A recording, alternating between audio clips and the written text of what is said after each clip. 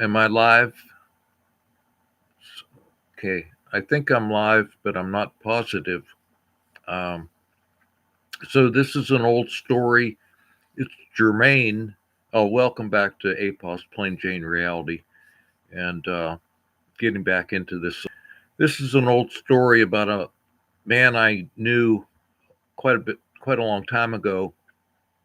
He was a Polish Jew named Haviv Schieber, and I knew him from construction work. But it's germane because it has to do with Hamas and Israel and state of conditions there. But Haviv, I had a service station for 7 years, and I got out of that. Didn't really know what I was going to do, so I ended up doing some odd lot construction work. And one of my customers was claimed to be a contractor and said he could use me, so I went to work for him for a short time. And one of the first things we did, he asked me if I knew how to do concrete work, and I said no, I do not. I watched it, but I never did it.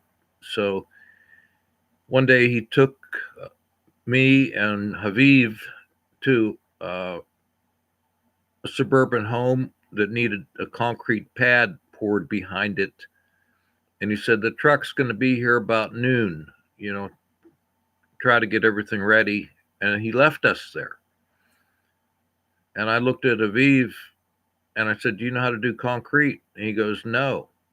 So there we were, waiting for the concrete truck to come and not knowing what we were doing, not having really the foggiest notion. I knew enough to put 2x4s around the edges, and we had wire mesh to lay down in it. Um, and then Haviv wheelbarrowed the concrete from the cement cement from the concrete truck, or the concrete from the cement truck, back from the front of the house back to the back, and dumped it in the area we had put 2x4s around, and we smoothed it off. And he really didn't know anything, and I knew next to nothing. But we got we got it kind of struck down in a half-assed way, and it was so terrible we couldn't. I didn't understand the timing of concrete, and you have to strike it down and level it off. And it was so horrible. I decided I'll give it a broom finish to try to camouflage it or disguise it. But that was how I knew Haviv. I didn't know that he was um, from Poland and Jewish, and I didn't know that he'd lived in Israel and became rather discouraged or disgusted with how other how Christians and Arabs were being treated by the Israeli government at that time, which would have been maybe the 50s and 60s. And he came to the United States and lobbied for a Holy Land state in Jerusalem open to all three religions.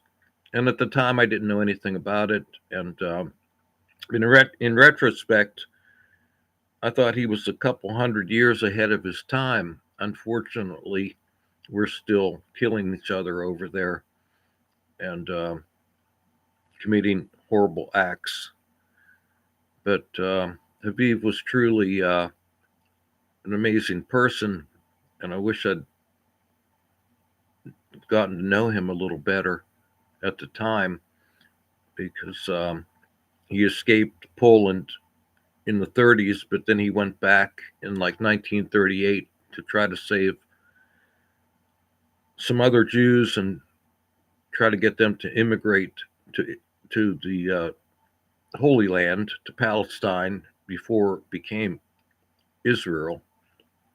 But I think it sheds a little bit of perspective or light on what's happening there now.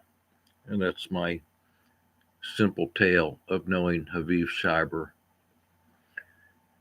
Thank you for the use of the hall.